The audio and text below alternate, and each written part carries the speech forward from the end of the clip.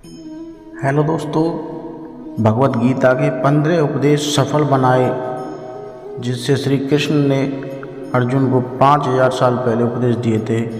उनका पालन करके आज तक कितने ही प्रसिद्ध व्यक्तियों ने अपने जीवन की सार्थक सफल बनाया है। गीता उपदेश मानव जाति के लिए सूर्य के समान है, जो अज्ञात रूपी अहंकार मुक्ति दिलाता है।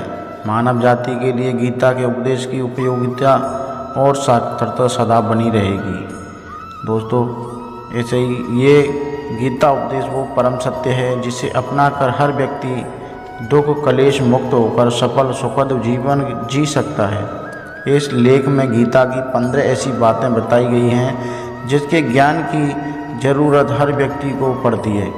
मनुष्य का संघर्ष जितना बाहरी होता है उतना ही आंतरिक भी चलता रहता है। सोच और कर्म का संतुलन ही सफल जीवन का मंत्र है। सही गलत और उचित निर्णय की सुविधा में फंसे व्यक्ति को गीता के इन उपदेश से मानसिक संबल और धैर्य मिलता है। दोस्तों, आइए चलते शुरू करते हैं। इन गीता के 15 उपदेशों के बारे में बात बताते हैं आपको। और वीडियो अच्छा लगा हो तो वीडियो को एक लाइक करना, और चैनल पर नए हो तो चैनल को सब्सक्राइब जरूर करना और उसको शेयर करना अपने दोस्तों के पास ज़्यादा से ज़्यादा। चलिए चलते हैं वीडियो में। नंबर 1, तुम अपने विश्वासों की उपज हो। तुम जिस चीज़ में विश्वास करते हो तुम वही बन जाते हो। जो स्वयं पर विश्वास करते हुए लक्ष्य की ओर बढ़ते रहते हैं उन्हें सफलता जरूर मिलती है। अगर व्यक्ति अपने लक्ष्य के लिए कर्म में पूरे मन से लग जाता है और उसे कर्म करने की खुशी मिलती है तो सफलता उसे दूर नहीं। नंबर 2, मृत्यु से भव्य व्यर्थ है। हर व्यक्ति के मन में मृत्यु का भय होता है। इस संसार का जब से निर्माण हुआ है तब से जन्म मृत्यु का चक्र चलता आ रहा है। यदि प्रकृति का नियम है, इस सत्य को स्वीकार करके भयमुक्त होकर आज में जीना चाहिए। किसी को भी आने वाले पल के बारे में कुछ नहीं पता होता, लेकिन इस संयम भयभीत रहने से जीवन नहीं जिया जा सकता। नंबर 3, कर्म सबसे ऊपर आता है। श्री कृष्ण अर्जुन से कहते हैं कि व्यक्ति कर्म करने के लिए ही पैदा हुआ है और बिना कर्म किए कोई रह नहीं सकता। इस फल की चिंता करना व्यर्थ है, क्योंकि इससे मनुष्य का मन काम से भटकने लगता है। किसी कर्म से सफलता नहीं मिलती तो क्या हुआ, असफलता भी ज्ञान के द्वार खोलती है। अगर बिना फल की चिंता किए कर्म करते रहोगे तो सफलता और मन की शांति जीवन भर तुम्हारा साथ नहीं छोड़ेगी।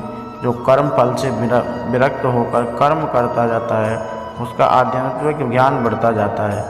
नंबर 4, हमेशा स्वार्थी होना गलत है। जो व्यक्ति हमेशा स्वार्थ प्रेरित होकर फल की चिंता करते हुए कर्म करते हैं और सिर्फ फल ही उन्हें कर्म करने की प्रेरित करता है, ऐसे लोग दुखी और बेचैन रहते हैं, क्योंकि उनका दिमाग हमेशा इन्हीं उलझन में फंसा रहता है कि उन्हें क्या फल मिलेगा। स्वार्थी व्यक्ति सुखी नहीं रह पाता और ऐसे व्यक्ति से कोई भी संबंध नहीं बनाना चाहता। इसलिए स्वार्थ में ऊपर उठें और दूसरों को हित की सोचें। नंबर 5, क्रोध से सबका नुकसान होता है।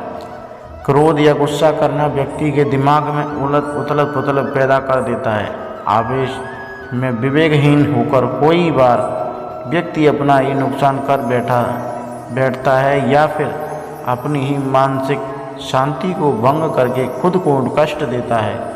क्रोध की अग्नि में बुद्धि और तर्क नष्ट हो जाते हैं और व्यक्ति बिना विचार किए बस अपने अहम ईगो की तुष्टि करने वाले काम करता है। गुस्सा व्यक्ति की विचार शांति को पंगु बना देता है और भ्रम पैदा करता है। नंबर 6, मन पर कंट्रोल जरूरी क्यों है। मन का स्वभाव है कि ये आसानी से भटक जाता है। अगर जीवन को सफलता की दिशा में ले जाना है तो मन को काबू करना बहुत ज़रूरी है। श्री कृष्ण कहते हैं कि बार बार प्रयास करने से धीरे धीरे चंचल मन को बस में किया जा सकता है। मन को बस में करने से दिमाग की शांति केंद्रित होती है, जिससे कार्यों में सफलता मिलने लगती है। अगर मन को बस में नहीं करोगे तो ये आपका सबसे बड़ा शत्रु बन जाता है। इस संसार में ईश्वर कई रूपों में जाना जाता है। इनमें से कोई भी रूप बड़ा छोटा नहीं है। परमात्मा का हर रूप समान है। जैसे हर नदी अंत में सागर में जाकर मिलती है, वैसे ही हर धर्म, मत और संप्रदाय की धाराएं परमात्मा रूपी समुद्र में जमा जाती हैं। यह संसार परम पिता का ही स्वरूप है। वो हर कारण में विद्वान है। भगवान श्री कृष्ण उपदेश देते हैं कि हर व्यक्ति को अपने कर्तव्य का पालन करना चाहिए, यही धर्म है। अगर अपने कर्तव्य का पालन नहीं किया जाता है तो मन की अशांति को दुख प्राप्त होता है। अपनी पसंद नापसंद, मोह, बैर को किनारे रखकर अपना कर्तव्य करो। किसी अन्य व्यक्ति का कर्म आपको कितना भी आकर्षित करे, उसके प्रलोभन में ना आए। कष्ट में रहते हुए भी अपना कर्म करना दूसरे की नकल करके श्रेष्ठ है। अपने कर्तव्य और कर्तव्य का पालन हो ही जीवन का सही मार्ग है, क्योंकि कर्म करना अकर्मणता से हमेशा बेहतर है। कर्तव्य में दोष देखकर पीछे न हटें, क्योंकि हर कर्म में कहीं न कहीं छोटा बड़ा दोष हो सकता है। जैसे अग्नि के साथ धुआं भी होता है। सदैव कर्म करो। कर्म करने से पहले विचार करो, लेकिन बहुत ज़्यादा विश्लेषण मत करो। अधिक विश्लेषण संयम और आकर्षणता पैदा करता है।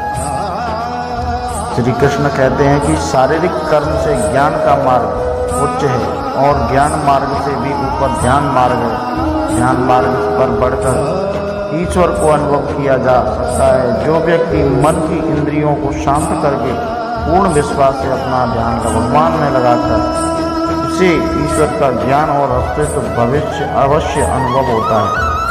जो हर जगह हर जीव मनुष्य में ईश्वर को देखता है, सबके हित में लगा रहता है, उस पर परमपिता अवश्य कृपा करते हैं। ज्ञान मार्ग हो या भक्ति मार्ग, संप्रण प्रेम विश्वास ही आपको ईश्वर के प्रकाश की ओर ले जाता है। भगवान की पूजा बहुत से लोग करते हैं, लेकिन उनको शांति क्यों नहीं मिलती? क्योंकि भगवान आपके मन में निवास करता है।